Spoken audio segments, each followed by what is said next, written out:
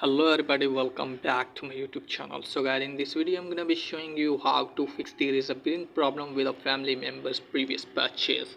So guys, let's get started without wasting any time.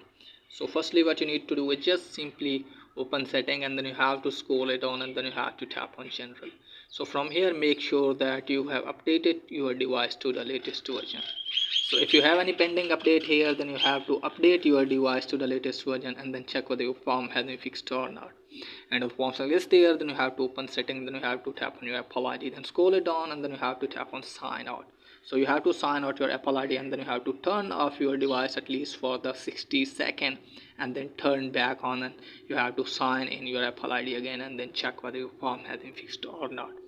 And if once is there, then you have to open settings again, scroll it down all the way, then you have to tap on media and purchase it. Now tap on view account. Now from here, wait for a while, and then you have to tap on manage payment. Here it is, guys.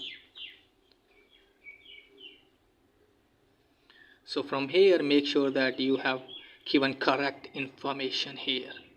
So after that, you have to tap on your billing address and make sure that you have given correct billing address here, especially for the zip code, and then go back from here.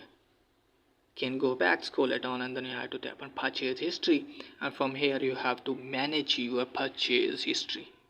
Okay guys, if you have any pending purchase history, then you have to pay for them or remove for them. And after that, you have to tap on country origin, and from here you have to wait for a while again. Now tap on change country origin, and from here you have to select your country.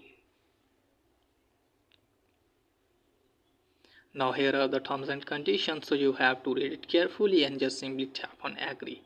Again tap on agree, and from here you have to wait for a while, and from here you have to select your payment method.